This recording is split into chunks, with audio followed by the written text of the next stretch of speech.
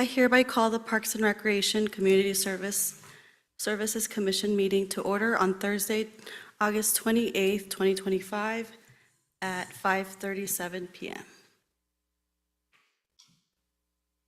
Chairperson, Recording Secretary, will you please conduct roll call? Yes. Commissioner Diaz? Here. Commissioner Gonzalez? Here. Commissioner Jagwe? Here. Commissioner Nelson? Absent. Commissioner Reyes? Here. Excellent. Okay. Commissioner Rodriguez? Here. Commissioner Wu? Present. Vice Chair Zacaris Torres? Here. And Chairperson Herrera? Absent. Records show you have 7 members present. You have a quorum. Thank you. Next on the agenda, we have the Pledge of Allegiance. If able, will you please join me in standing for the Pledge of Allegiance?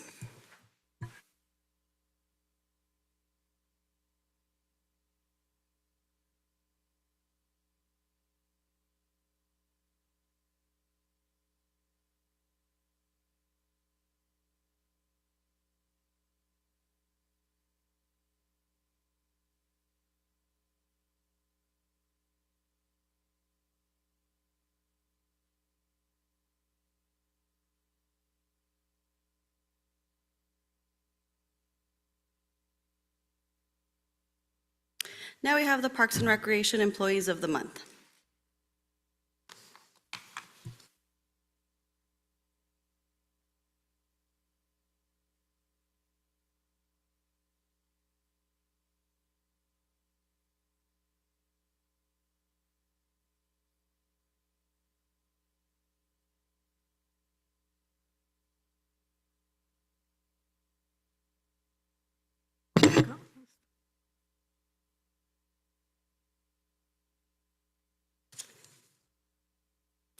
Commissioner Jagwe, can you please present the Employee of the Month? The Employee of the Month is William Engels. William's been with the city for 2 years. He's a general maintenance worker and is nominated by his supervisor, Ethan Fisher. William's commitment to effective communication and his eye for detail make it easier for all the staff to get through difficult maintenance challenges that arise at the zoo.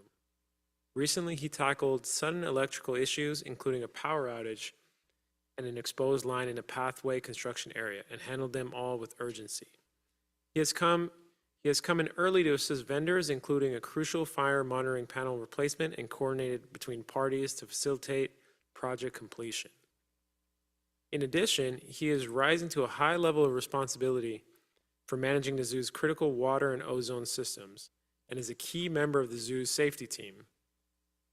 He recently pointed out a parking lot hazard, and now we have a stop sign to make driving safer for visitors and the staff. Not only is William able to handle everything the zoo throws at him, but he does it with both patience and wit. The zoo is lucky to have him. Thank you, William, for all your hard work.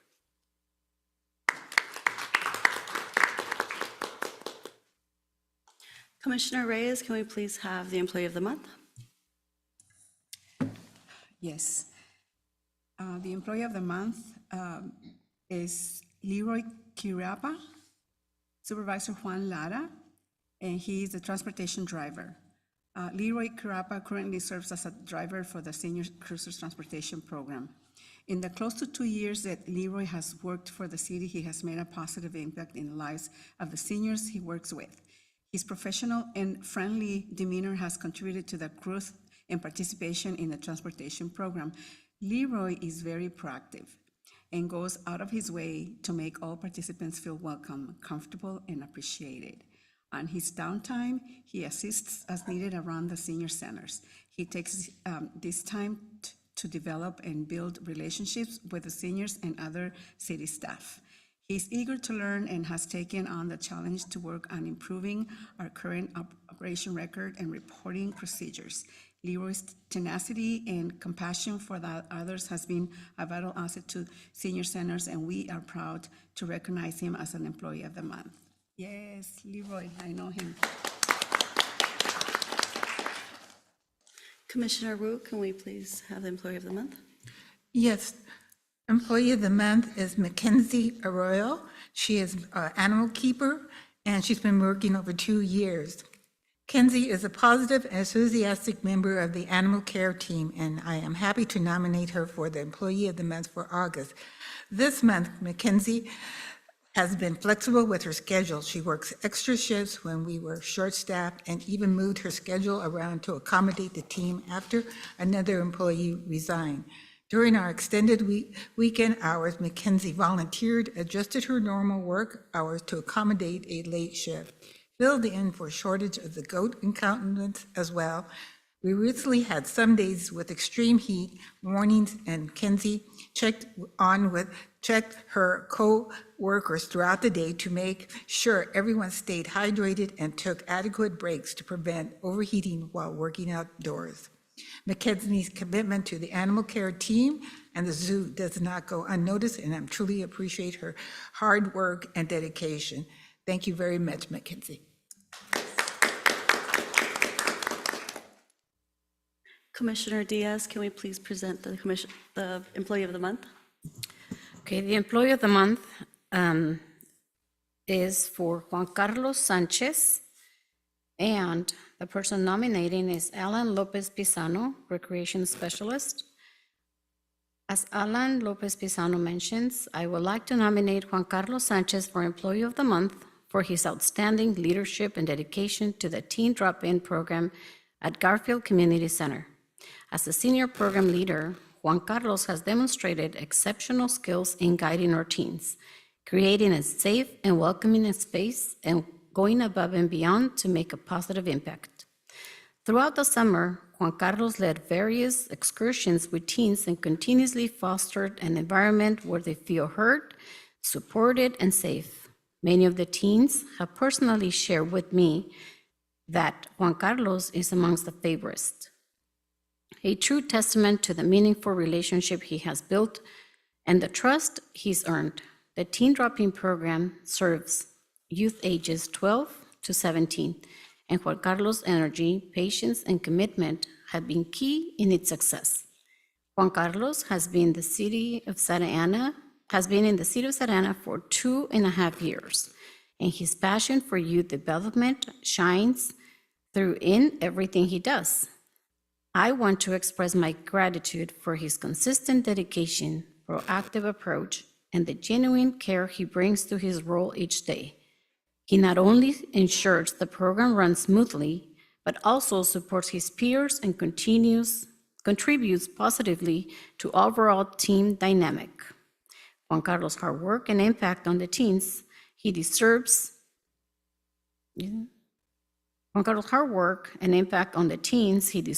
make him truly deserving of this recognition.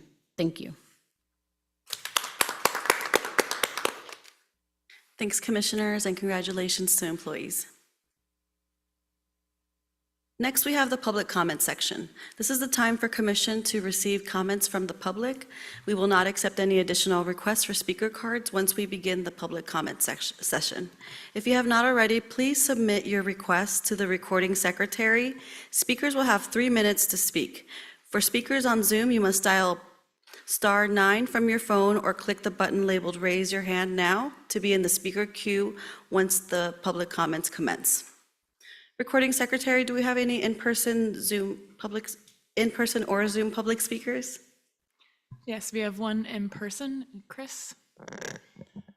Good afternoon, Co-Chair, Commissioners, Director Ethan. First of all, I'd like to thank all of you for taking time and make our city parks a better place for everybody. Former Commissioner, how much time it takes preparing for these meetings. Thank you all for doing that. I've heard some talk about recently, talking about sports fields in Santa Ana. All these things. I heard a term somebody threw out, and I thought, that's funny. That was a term neighbor Barbara and I came up with 15 years ago, soccer mafia. Reason we said that 15 years ago, and I'm not making any comments about the current leagues or anybody.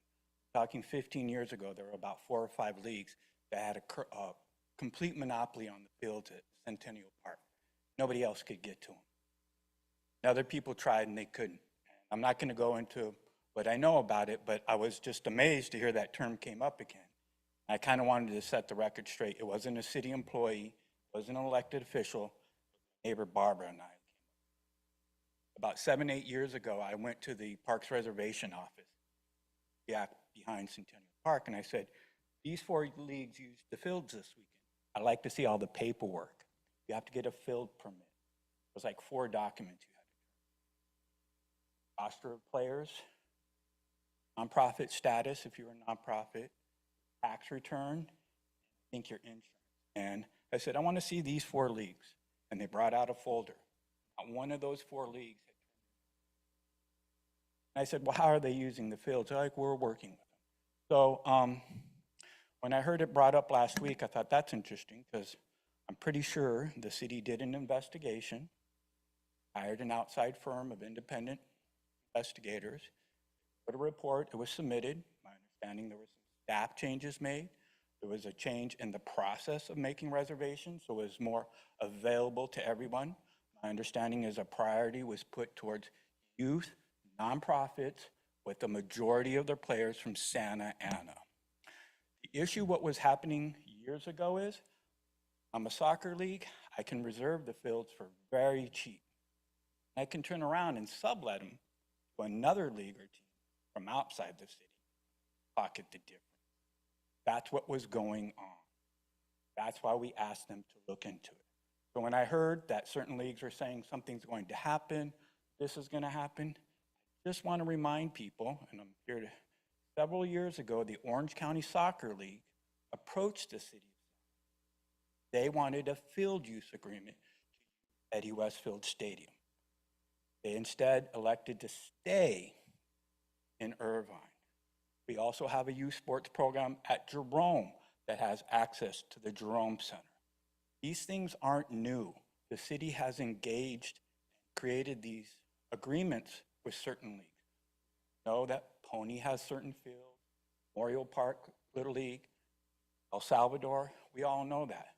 But if the true purpose is to make youth sports available to Santa Ana youth, why doesn't the city of Santa Ana create a youth soccer league? Just like we have a girls softball league, which my understanding is the biggest. We want to make it accessible, affordable, and available to all Santa Ana youth. I would hope the city looks at that opportunity and creates a soccer league. So if I have a team, I bring my players. My best friend, his son played at a travel team in Newport Beach. Half the kids were from Santa Ana. I said, why aren't we creating a travel team of kids in Santa Ana? So once again, if you guys could look at creating a youth soccer league through the city's Parks and Recs, I'd appreciate it. Thank you.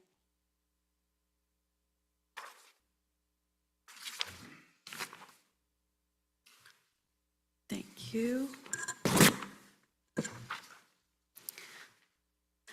Thank you, Madam Secretary. Next is the consent calendar, items 1 and 2.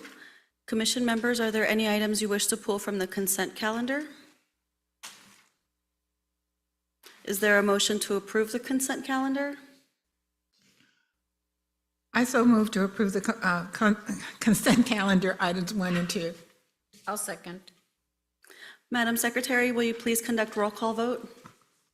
Yes. Motion by Commissioner Wu, seconded by Commissioner Diaz to approve items 1 and 2 of the consent calendar.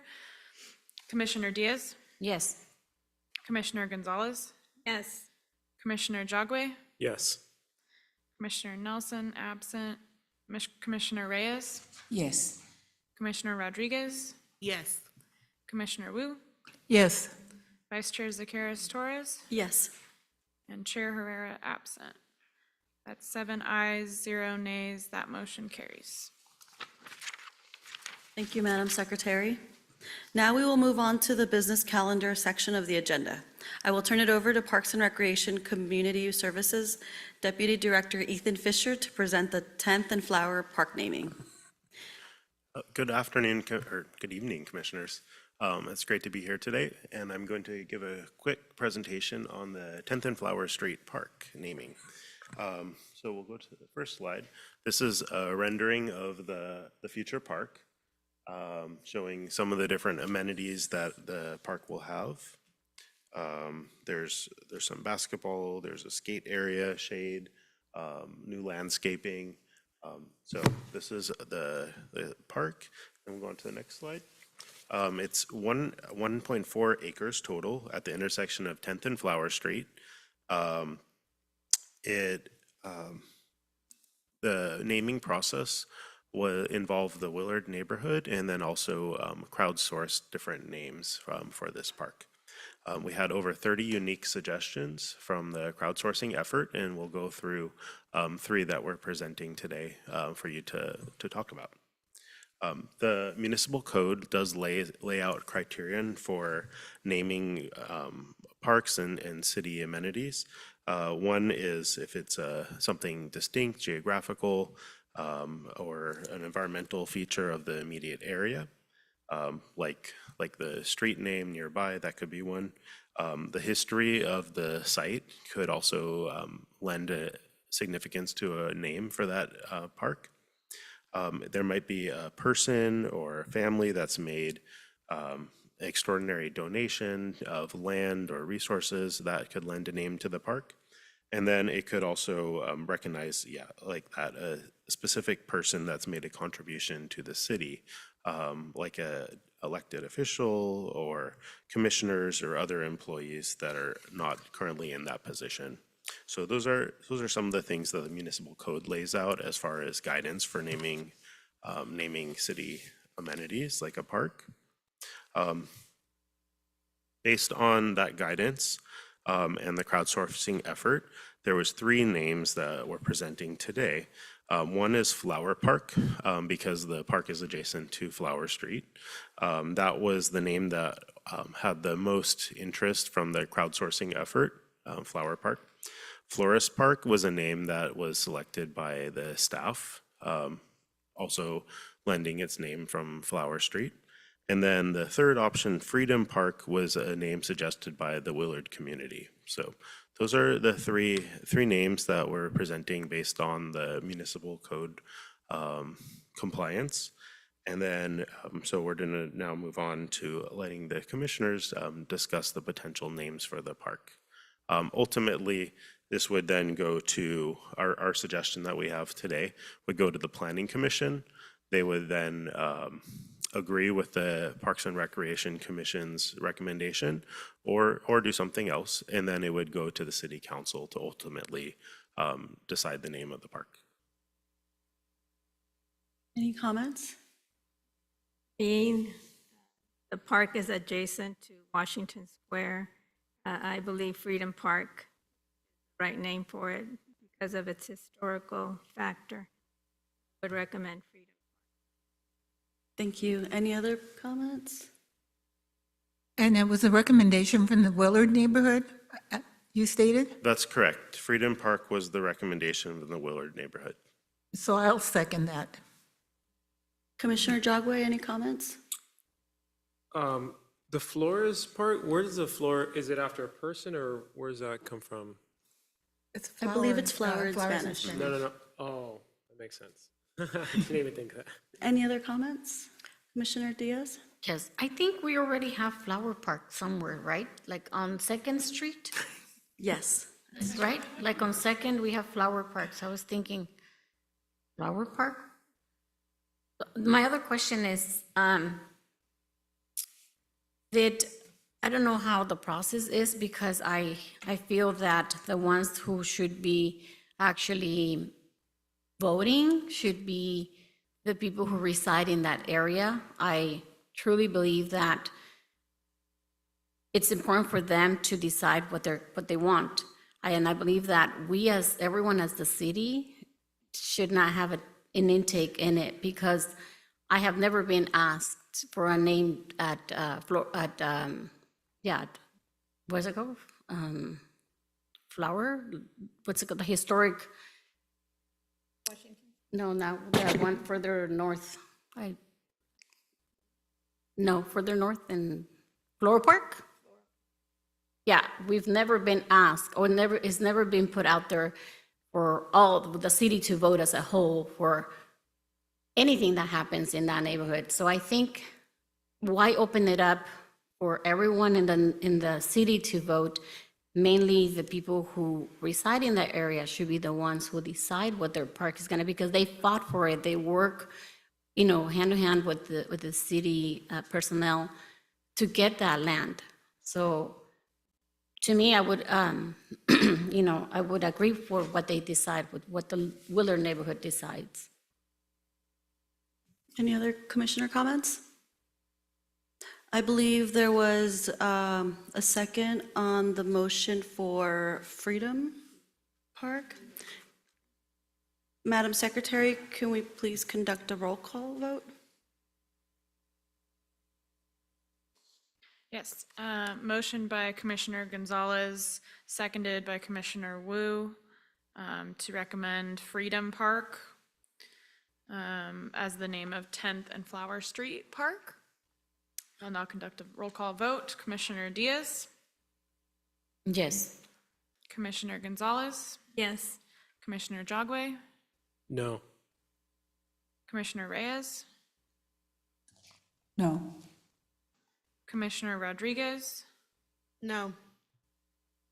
Commissioner Wu, Yes.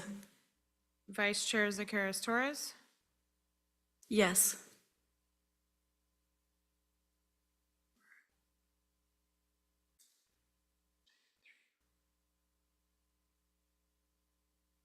that vote is 4 ayes, 4 ayes, 3 nays, and 2 absent. That motion fails. I do believe we need a recommendation. Did you guys want to continue to discuss? Or push it to another meeting? I kind of forgot to give my own comment last time that we were doing commissioner comments. I agree with Freedom Park because that's what the the neighborhood that surrounds the area voted for, and that's what they were pushing for. So for me to respect what the neighborhoods in what the residents in that neighborhood suggested is why I'm going forward with Freedom Park.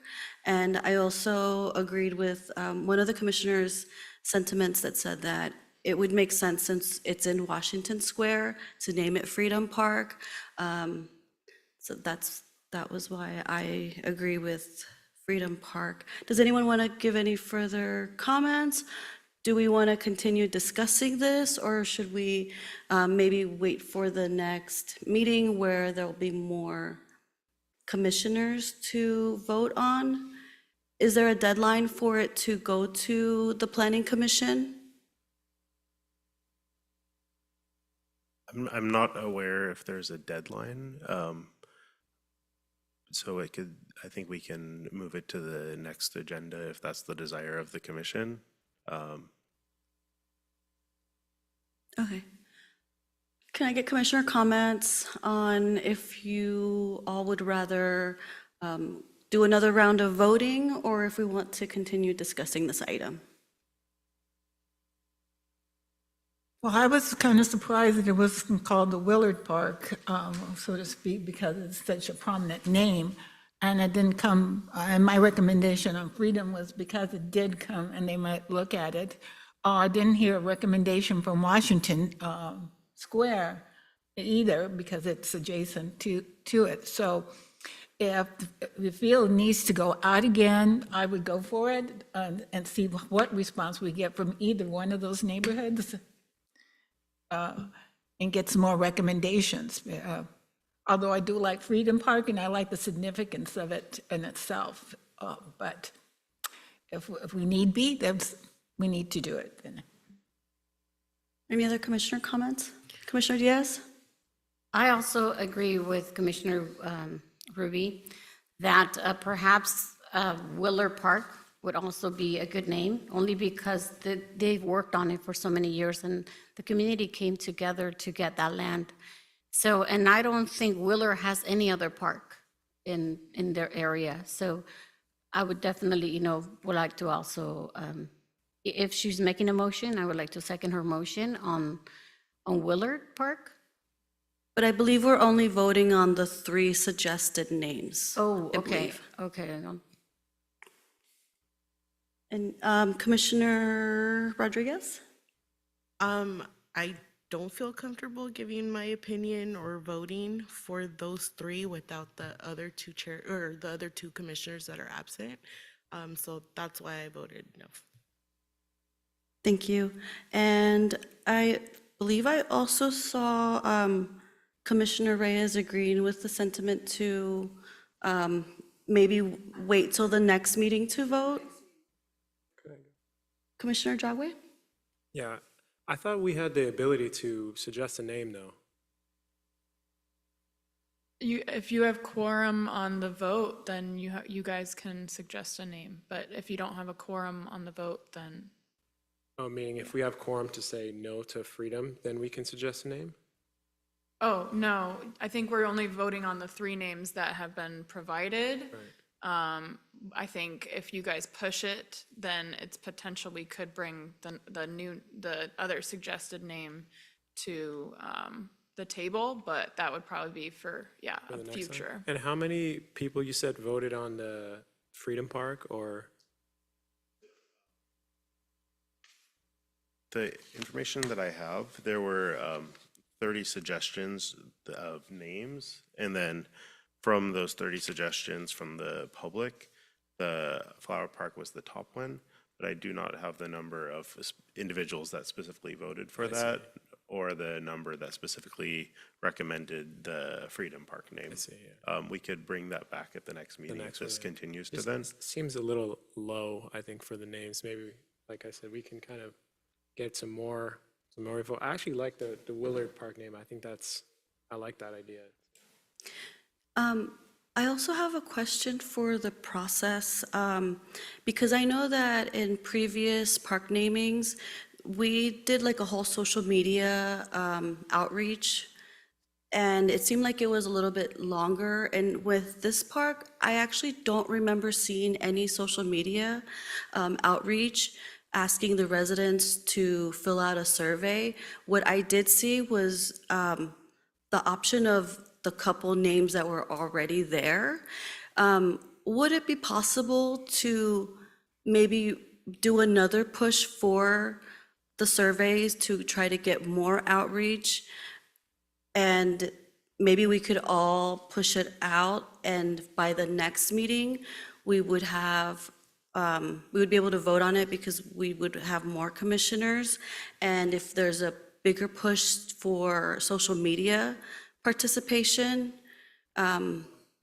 because honestly, like I think I don't remember even seeing the link for it to propose park names.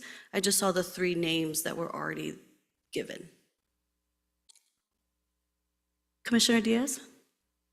I also want to see if there's a possibility that you guys can work together, excuse me, with Neighborhoods Initiatives, and have Neighborhoods Initiatives ask the residents of the Willard neighborhood, what is their suggestion? What is it that they would like the park to be named? Because I think it is very important that they are the ones that decide what their park is going to be named. I really would like not to be open for citywide, because everyone is, thinks differently, but they are the ones that work hard on it, and they are the ones who should have top priority as to what is it that they would like their park to be named in their own neighborhood. That's just my suggestion, because like I say, we don't get to vote on other neighborhoods, like fancy neighborhoods like Flower Park. So why should, everybody vote for a park that's in their neighborhood that they work so hard for? So they should get top priority as to what names do they want. And then just that neighborhood. And then bring us back what Willard neighborhood would like their park to be named, and then we'll go from there. But I would strongly suggest do not open it up for citywide. Comment, was Willard Park already suggested? Willard Community suggested Freedom Park. Oh, no. Oh, Was Willard as a that- name? Yeah, was Willard one of the 30 suggestions? That I don't have the 30 names. Also, Flower Park is going to be confused because Flower Park, the one on First and Flower, was called Flower Park. I know because the Angels donated, then they changed it to Angel Park, but I'm still call it Flower Park. So there's kind of a confusion. There's going to be a confusion there. And so that's, I think that you have to rethink that one too, because initially is the first Flower Park was the one on First and Flower. And to have another one called Flower Street, it's, you wouldn't know which one, if you're an old-time resident. Although I know it's called Angel Park, my brain still says Flower Park, so. Any other commissioner comments? I have another. Okay, go ahead. Commissioner Jagwe? Yeah, I think that the park naming, I believe it is true that the residents nearby in the neighborhood, I think they should have top priority in naming it. But I do think that it should be open to the city because the park is open to everybody. So anybody can use it. So I think we should have a say, like if I want to go and use that park, I can go use the park, you know? So I think it should be open to anyone to suggest a name or to vote on it, but the top priority should be to the neighborhood that's right there. So I would not want it closed to people making suggestions because it's open to the whole city or anybody technically. So that's my 2 cents. It's, if I may add, if it's the pleasure of the commission, we could potentially come back next month with some additional information and background on the name Freedom Park from that neighborhood. And that might add some clarity to the recommendation for the commission to decide on, if that would be helpful. Is there a motion to vote on the naming the park item for next meeting? I motion that we moved it to the next meeting for discussion and get names of from Washington Square and Willard neighborhood and even the downtown neighbors too, if we can do that. Any seconds? I'll second. Madam Secretary, can we please conduct roll call on the vote? Yes, motion by Commissioner Wu and seconded by Commissioner Diaz to move item 3 from the business calendar to next meeting's agenda. I'll now conduct a vote. Commissioner Diaz, Yes. Commissioner Gonzalez, Yes. Commissioner Jagwe, Yes. Commissioner Nelson's absent, Commissioner Reyes, Yes. Commissioner Rodriguez, Yes. Commissioner Wu, Yes. and Vice Chair Zacaris Torres, Yes. and Chair Herrera is absent. So that's 7 ayes, 0 nays, 2 absent. That motion carries. Thank you, Madam Secretary. Now we will move on to the informational items section of the agenda. I will turn it back over to Zoo Deputy Director Ethan Fisher to present the number 4 Santa Ana Zoo staff report. Thank you so much, Vice Chair. Here it comes. So a lot of different things have been going on at the zoo recently. If you haven't seen the butterflies yet, it's not too late. They are at the zoo through the end of September, so you can still come and see them. I do recommend coming in the morning before to beat any crowds that are coming to see the butterflies, or it's also a little bit cooler in the morning time. We have some new animals at the zoo. Kenobi is a black and white colobus monkey that is new to the zoo. He's not in an area where he's viewable to the visitors quite yet, but he is new to the zoo. We work with a lot of different zoos and aquariums to transfer animals both in and out. And he came from the Midwest. We've had a lot of improvements happening in the children's zoo area. Over the last few months, a lot of the buildings have been painted brighter colors, and we've been installing new interpretive graphics throughout the area that are really geared towards smaller children, younger ages, and just to liven up the space and make it more interesting. There's also the area where the animal contact yard is, where you can touch and brush the goats, and to see some of the different reptiles and lots of different animals in the children's zoo area. We've had a number of improvements at the north end of the zoo. That's the area that has the oldest animal habitats, the original zoo, so to speak. We've had some landscaping and improvements in that area, and been expanding and remodeling some of the animal habitats up there, which making it nicer for the animals and also nicer for the visitors. So that's been going on for a while with lots of different projects. I know you were just recently at the zoo last month. Last month? I think it was last month, yep. And you were able to see River's Edge, that area. The construction fences are down while we're still moving the animals in and finishing off that project. There's 2 additional primate habitats that are on the backside of the walkway that's not accessible to the public yet that are being finished right now. And then we're planning to start moving the animals into the space probably the end of September, early October. So when that happens, visitors will start to see the animals in there, and we'll be doing a ribbon cutting before the end of the year, which of course you'll all be invited to when that happens. That'll be a big milestone moment when that finally happens. The Eco Center is a really neat facility at Santiago Park, and it's off of Memory Lane. You access it on that side of the park, and it received all brand new exhibits at the end of June. And all the exhibits talk about wildlife in Southern California, habitats, local habitats, how people have historically engaged with the river, the creek in this area. And so it's a really neat space, and then also has an area where we can involve the community in science programs. So that's going on. The slide we just saw before had a turtle tank. So there's going to be a live aquarium when you walk into the exhibit that has Western pond turtles, which are a native species and would historically have been found in Santiago Creek. And then also in the Eco Center, there'll be a snake habitat and an interactive exhibit where you can touch different invertebrates like millipedes and beetles and other critters. So it's going to be a fun space. We do have programs going on now. We're still adding new programs and ramping it up. It's open Friday through Monday right now. We have staff there.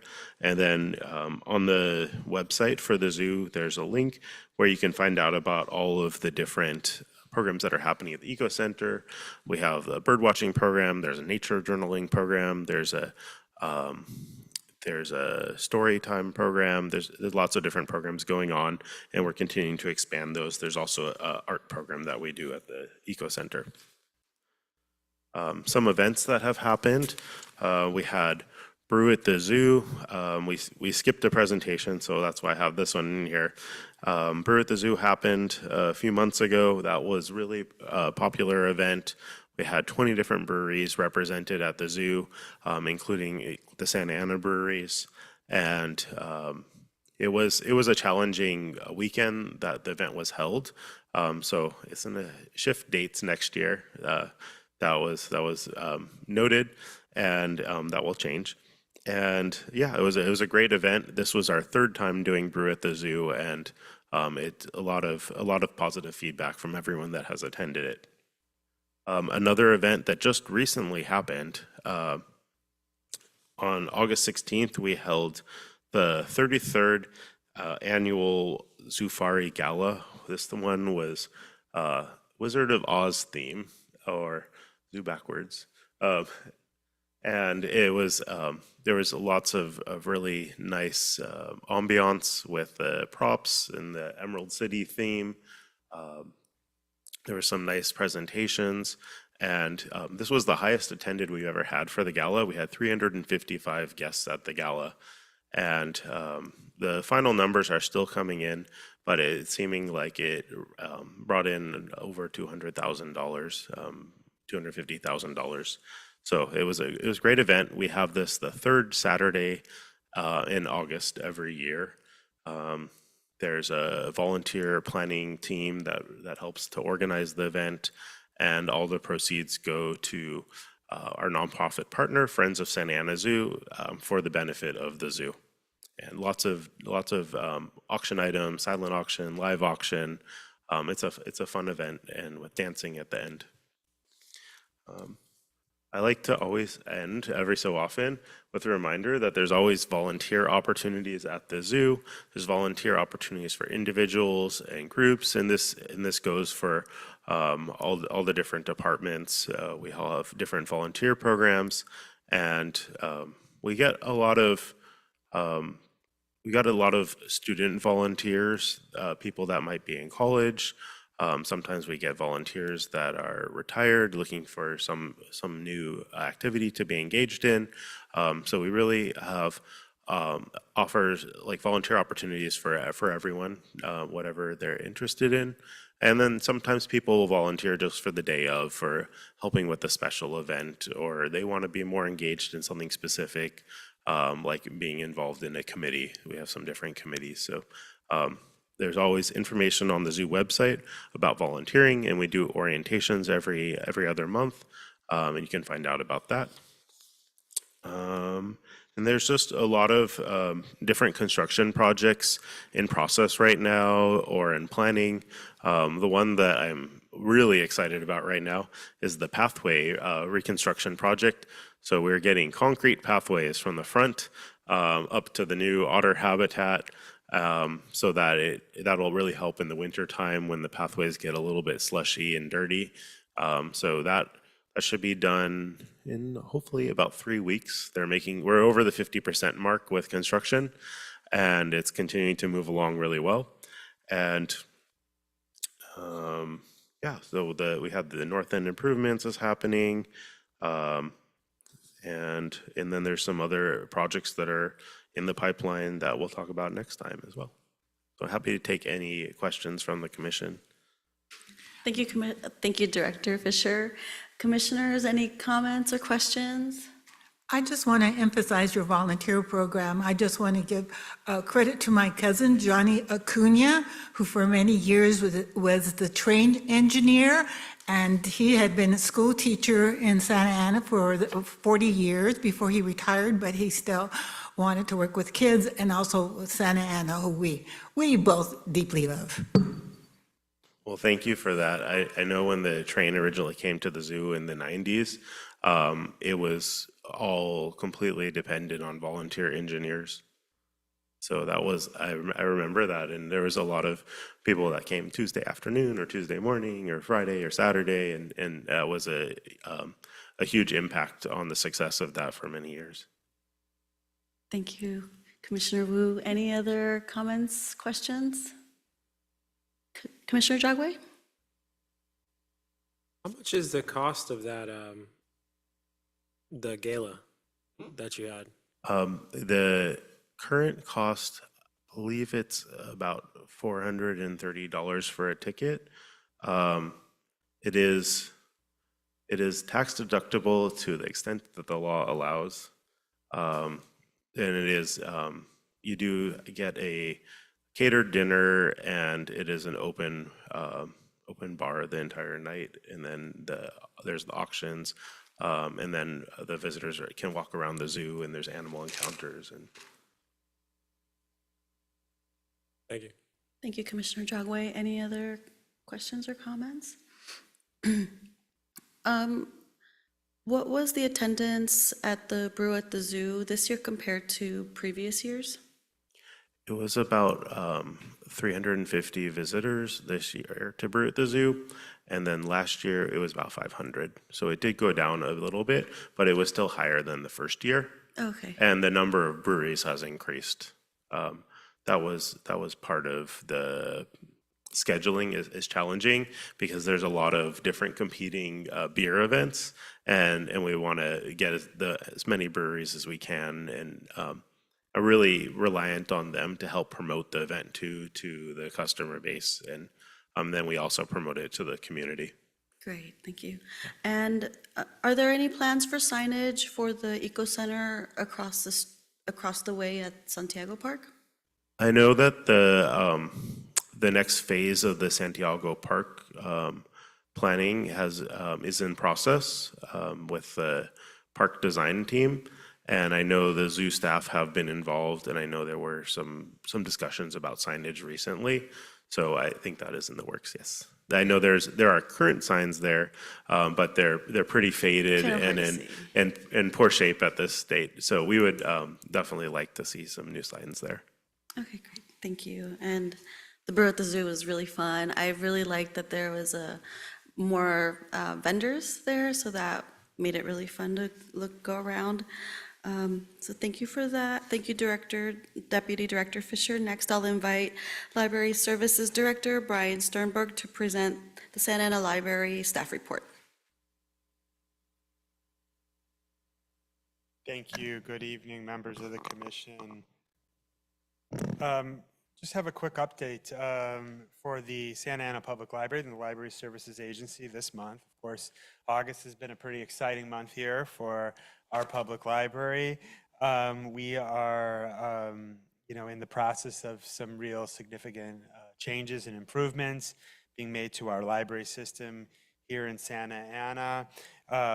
This process, I've sort of coined the terms SAPL reimagined. It's sort of a reimagining of all of our libraries, the types of services we have, and how, we deliver those services to the community, and both how the community sees our public library.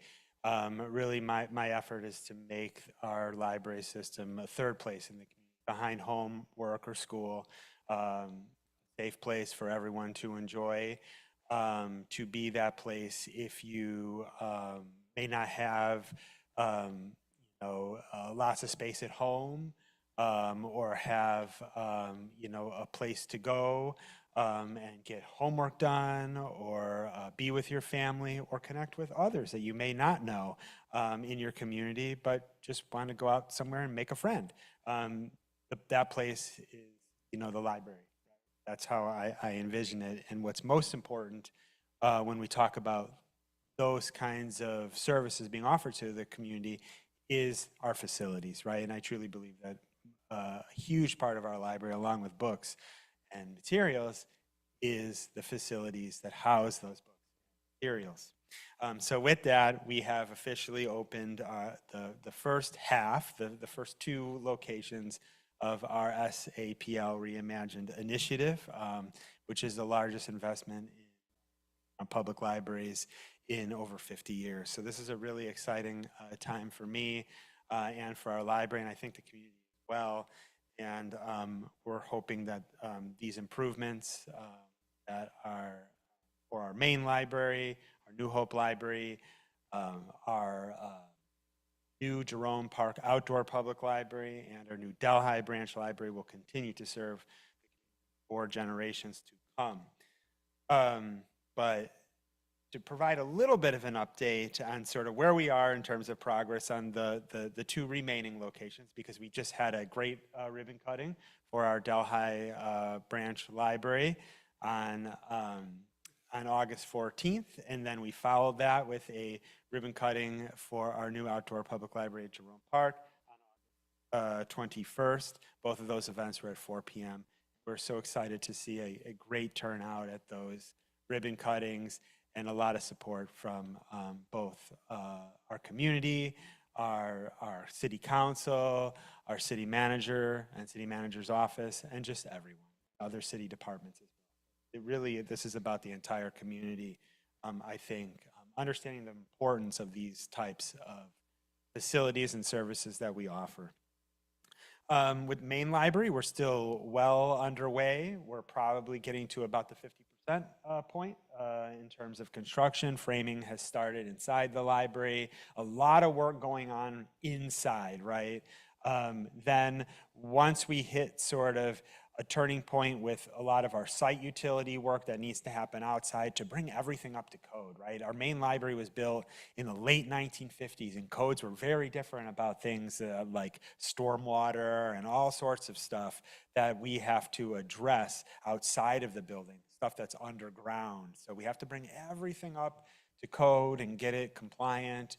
So once we finish all those improvements that are sort of outside the library, the things that aren't fun and exciting, the things related to all of our infrastructure, then what we'll do is we'll have an opportunity, a lot more work coming with landscaping and exterior improvements. But right now, where a lot of it is concentrated inside, framing for all the new spaces, flooring, windows are being worked on. And remember, with our main library project, it is a historical renovation because it did have a kind of a reconfiguration of space in the very early 1990s, and we are now restoring it back to its original design intention, which is from the late 1950s. But it will still be upgraded with all the new and latest technology, programs, and the different services that you would expect and types of collections that you would expect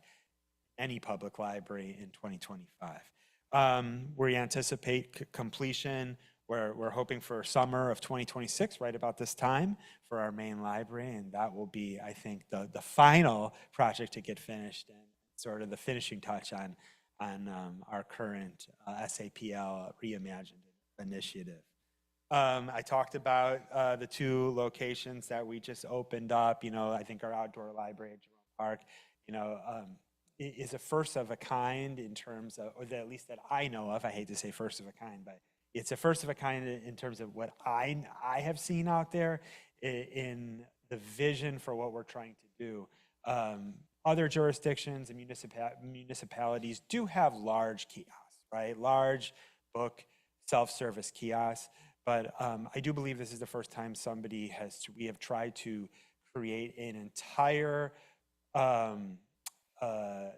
create a infrastructure for a public library to deliver programs, services, materials in a setting that is not brick and mortar. It is completely outside. So there's program spaces, there is Wi-Fi, there is tables to do homework, there is everything that you would imagine. There's educational aspects in terms of drought-tolerant planting, water conservation all around you. So it's a park.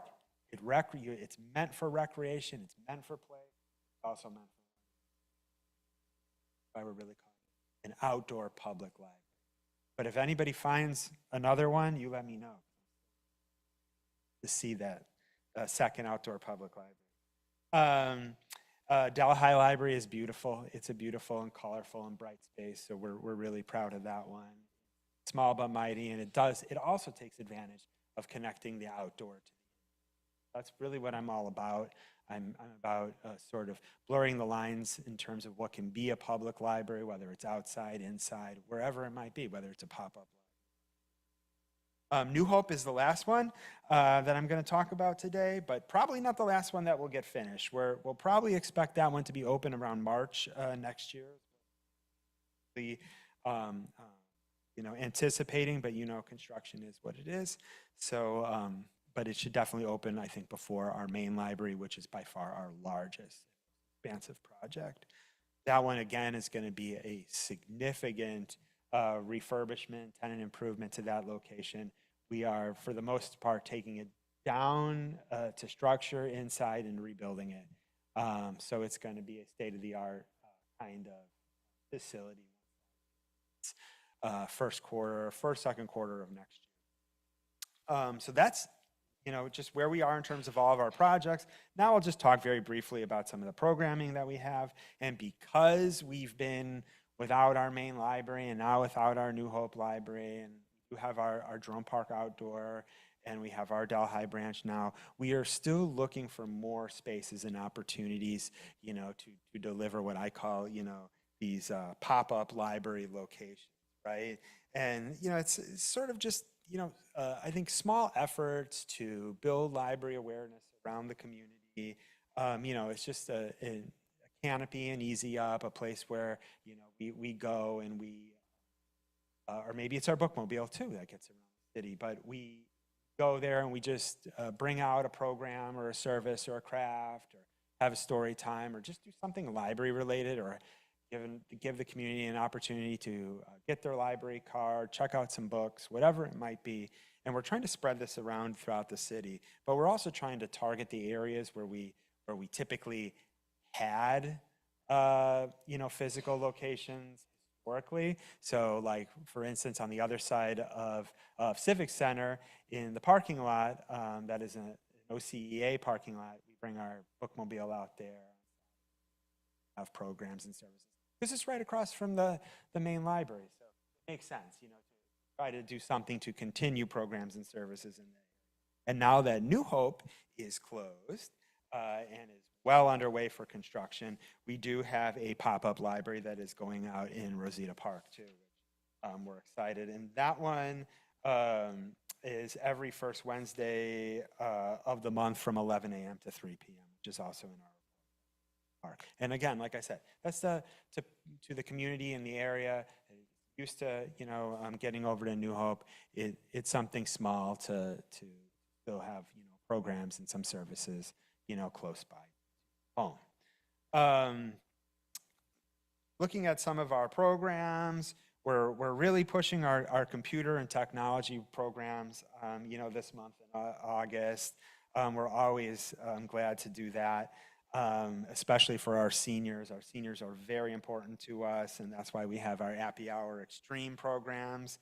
Those are Thursdays in August from 10 a.m. to 12 p.m. at the Santa Ana Senior Center, and Fridays in August at the same time at the Southwest Senior Center, which is great because now it's our outdoor public park. So we're glad that those ones continue to go. And then we have some more computer workshops on Wednesdays in August at the Jerome Park Computer Lab. So we're really pushing out, thanks to our Parks and Recreation Community Services Agency for being great partners with us at the library. We're able to get into a lot of these community centers and do little things for the community, like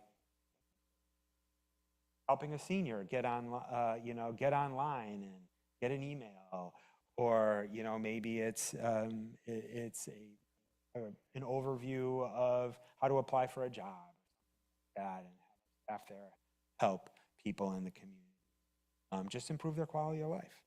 Then of course we have a tech desk Fridays from 2 p.m. to 6 p.m. at the Roosevelt Walker Community Center, and Monday through Friday from 2 p.m. to 6 p.m. at the Center.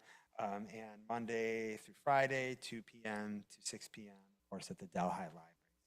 Really getting out there with those computer programs and sort of trying to bridge that digital divide. Community. Then you can just see all the rest of our programs and services throughout the month. We're still doing a new chapter, the Santa Ana Jail Book Club, in coordination with our police department. That one is going strong, and just a myriad of other programs. We also here at City Hall, try to do things periodically, have library programs. And so, at 4:30, right out in the courtyard, we had a little program for Chicano Heritage Month, featuring a author, Luis Fernandez, who was talking about his book, Mexican American Baseball in Orange. So we were excited to have that one out too, as well as a photo exhibit walk that highlighted some local landmarks related to Chicano history, which we were proud to bring public and just have residents do. That concludes my report. With any questions. Thank you for the report, Commissioners. Do we have questions? Commissioner Gonzalez? At the Jerome Library, if there's a certain book a student needs, are they able to request and have it? So that's a great question. So that is even outside, you don't even have to worry about the outdoor library at Jerome Park to request a book. Right on the front page of our website, you'll see it. It should be on the left-hand side, I think, trying to look at the request to purchase. You can go on and suggest a purchase for us to buy if there's a book or an item you don't have. You go on there and suggest it. As long as it's readily available, it makes sense in our collection, we will actually look to the community for input, for materials, because we are a mirror for the community. We reflect the community. Want or public library website, or you can come into our Delhi. You can come into our Delhi library too and request it in person as well, if you'd rather do it that way. They're talking to the mic here. Thank you. Any other commissioner comments, questions? Yes. Commissioner So Reyes. I saw the project and it's beautiful. It came out. I mean, it's, I see a lot of kids around there in the morning. That's wonderful. And after I leave the senior center, I see also kids, it's a different view of what I used to see before, you know, visitors. They were not, you know, nice visitors Yeah. there. So hopefully it stays that way, you know, with, you know, the kids and parents there instead of other visitors. And I know you mentioned this before. How much was that project? If Oh, that project was about about 4 million or so. I Okay, have the that's what I exact number in front of me, but right about $4 million. like that. Well, you guys did a great job. It's such a beautiful scenery now. And, I'm very grateful because it's beautiful. I walked around, I missed the cutting of the ribbon. I was out of town. I was hoping to get there on time, but other seniors were there. A lot of Yeah. people were there, and they said it was wonderful. And I walked around it, and it's just amazing. So you guys did a great job. Thank you so much. We really appreciate that. And absolutely, that was the intention, is to Yeah. bring those kids out, bring the families out, and make it a multi-generational space, you know, multi-generational space, and really activate it. I Yeah, think and there's- safe, because and safe, I've yeah. seen patrolling there, so I was very happy because I've seen it. Yeah, I've seen, you know. I've yeah, increased the so patrol that's- around there that's- too, to help. That's great, yeah. To make sure things stay safe. You know, I rely on the community Yeah. to help, you know, make sure our parks stay nice, but I also want to make sure we get some extra security and patrol to make sure it stays safe. Great. Thank you. Thank you. Thank you, Commissioner Reyes. Any other, Commissioner Diaz? I also want to echo my, my colleagues here. I'm very, very happy to see this outdoor library. It's really, really amazing to see that there's a little bit of everything for everyone.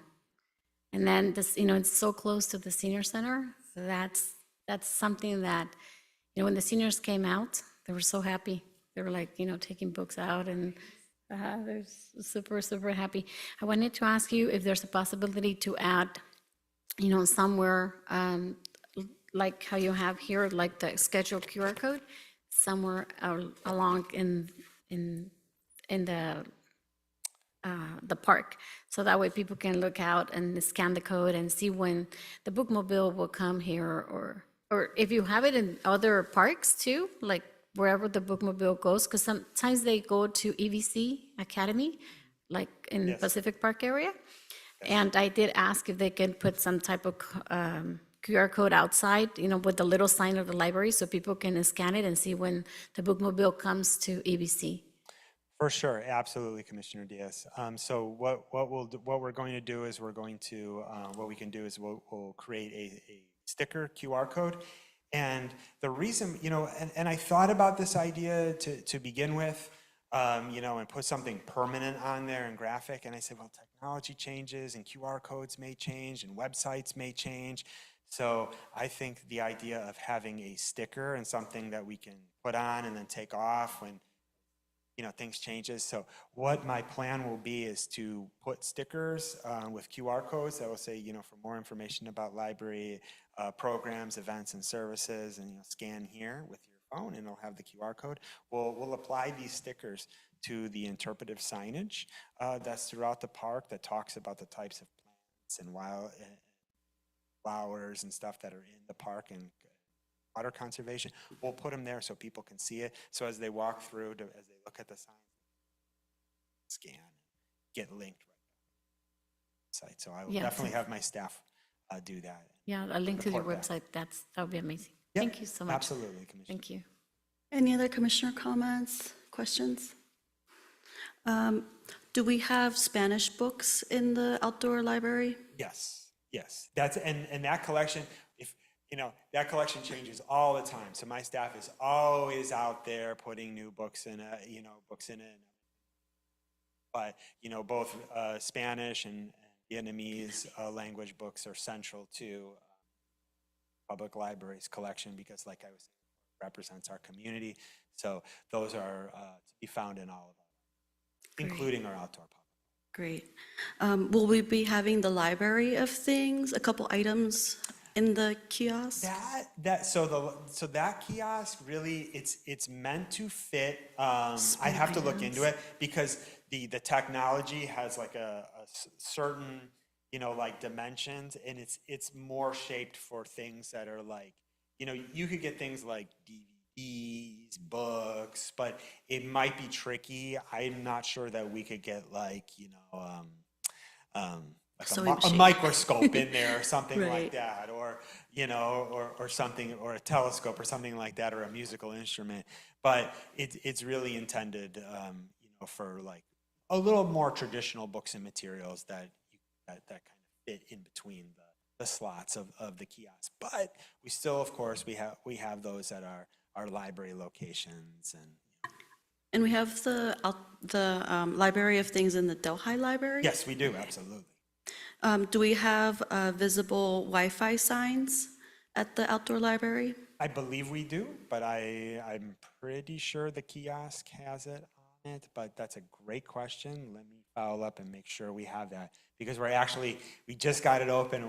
Staff is actually in the process of, you know, getting out there and making sure our hours are posted correctly for it and making sure all the signage is up. So I appreciate you bringing that up. Yes, we will for sure get there. Great.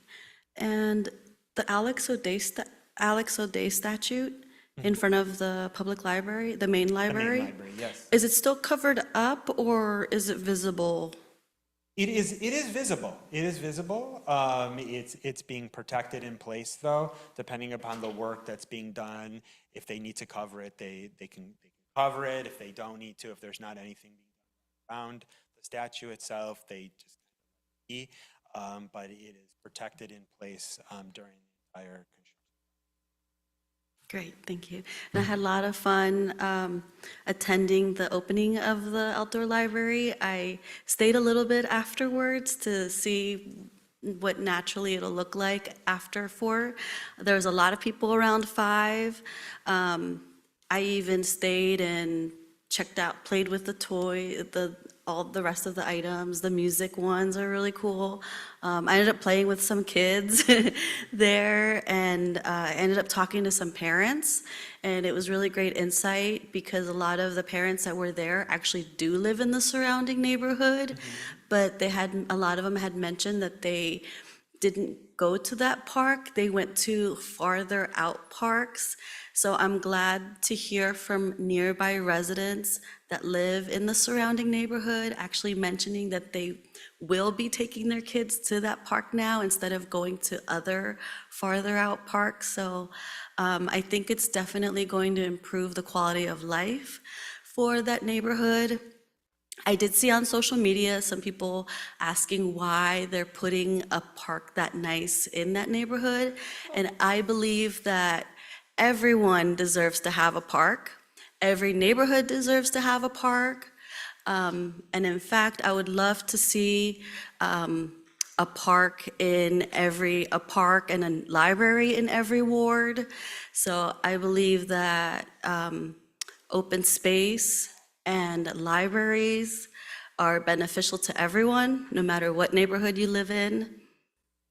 Thank you. Absolutely, and that is a part of you know, my vision for this library since I've been here, which is going to be going on 6 years soon, is to ensure that you know, in terms of our facilities and services and programs, you know, there's no difference between us or Newport Beach or Mission Viejo or Orange or any of our other you know, neighboring jurisdictions. You know, people that live here in Santa Ana deserve the same types of facilities, and so I'm committed to that. Thank you, Director Sternberg.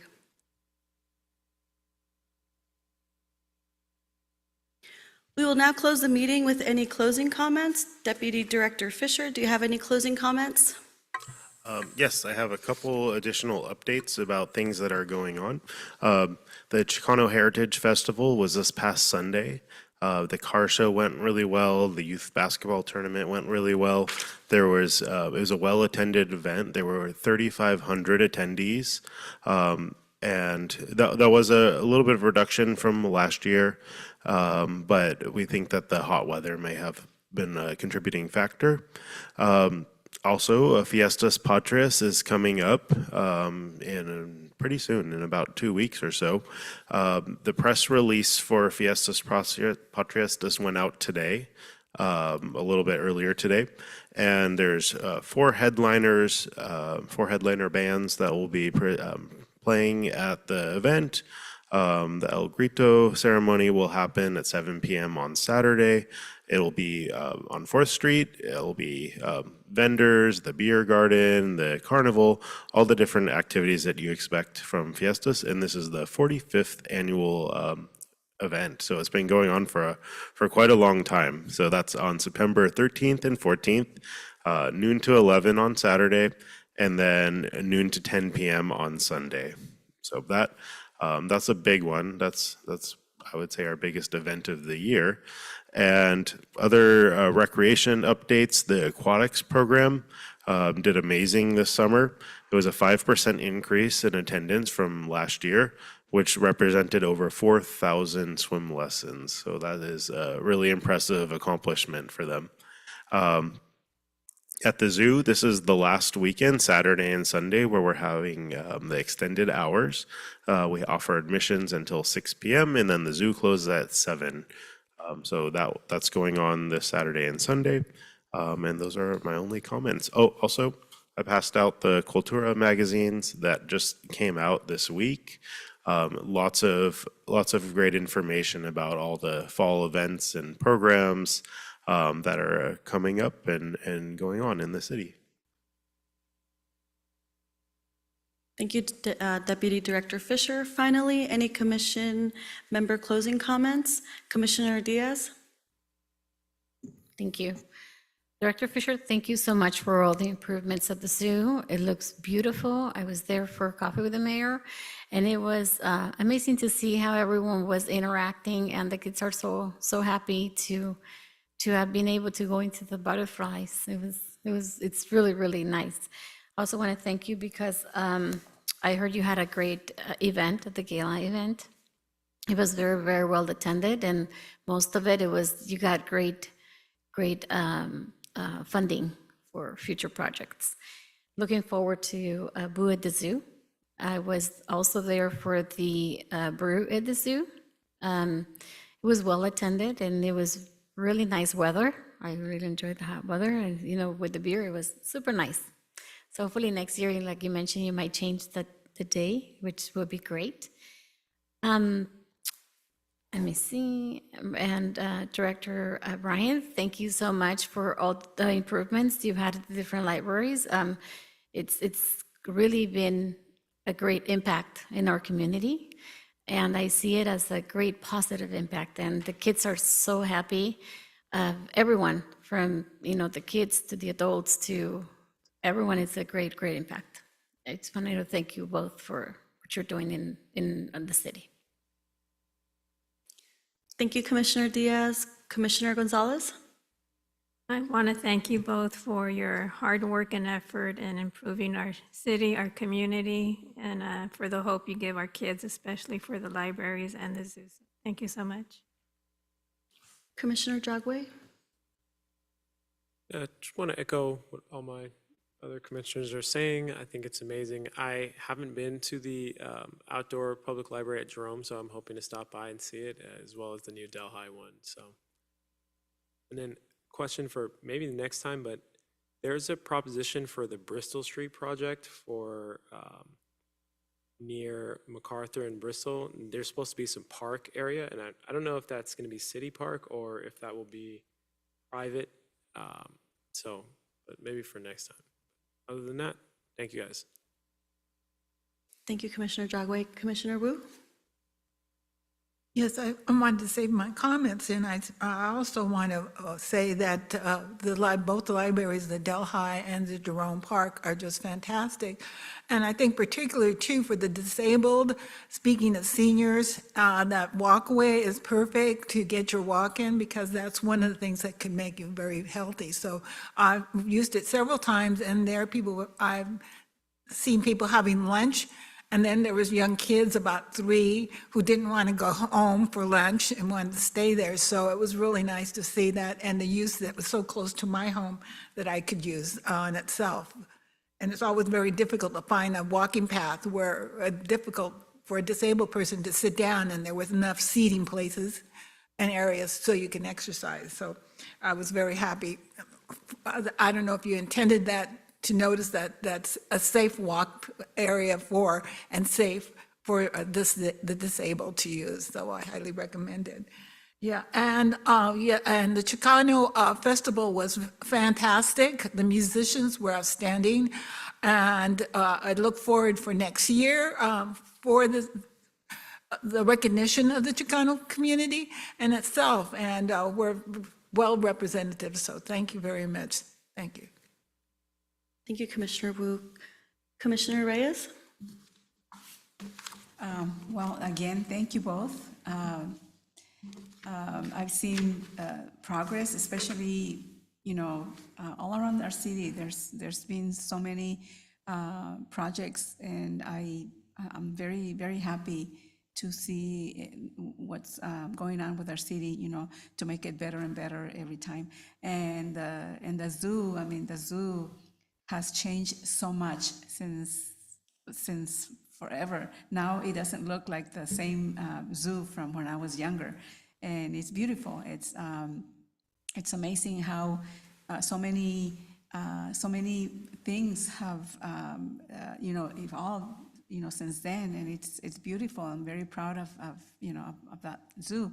And I think you're going to have some visitors from the senior center in a couple of weeks, because there's an outing going out there. So Tomorrow. hopefully the butterflies are there still for them. But I won't be able to go, unfortunately, but you're going to have some visitors there. And thank you very much for all your hard work. I'm very, very happy. Thank you, Commissioner Reyes. I forgot to ask one question about the zoo, the extended hours. What has attendance been like with the extended hours at the zoo? It has varied throughout the summer. There was a couple days that had much higher attendance than others, and we couldn't quite figure out what the trend was. But I would say it's average, maybe like 20 to 40 people over. Some people stay later though. It's not, those are the people that come during, and then also it's been a great member perk for people that have Zoom memberships to come a little bit later. So it's been an interesting trial over the last 2 months, and we're gonna dig in and analyze what worked and what might not have, what could be changed. Okay, so we're not sure yet if this is the extended hours will be continuing? Well, we're gonna have to have some discussion, yeah. Okay, so maybe we could all, as commissioners, also make a push to let other residents know about the extended hours at the zoo so that they can take advantage of these extended hours while they're still available. Yeah, so this Saturday and Sunday is still available. And then, of course, there is food available at the zoo, and then you're also welcome to bring your own picnic into the zoo as well. Okay, thank you. And for my comment, I just wanted to thank everyone for the updates. I wanted to reaffirm my support for parks and libraries in every ward in Santa Ana. I'm also proud to be part of this commission and because of all the improvements that we've been seeing, and residents can definitely notice the improvements. I'm reading comments all the time on social media about how the residents are proud to be part of the city due to all the improvements, how proud they are, how many improvements we've been having. So it's it's had a really great reception within our residents, so thank you Parks and Rec, thank you everyone, and hopefully we can continue this momentum. So the next Parks and Rec Commission, Community Service Commission meeting is scheduled for Thursday, September 25th at City Hall Council Chambers at 5:30. Before the commission, I hereby adjourn the meeting at 6:57.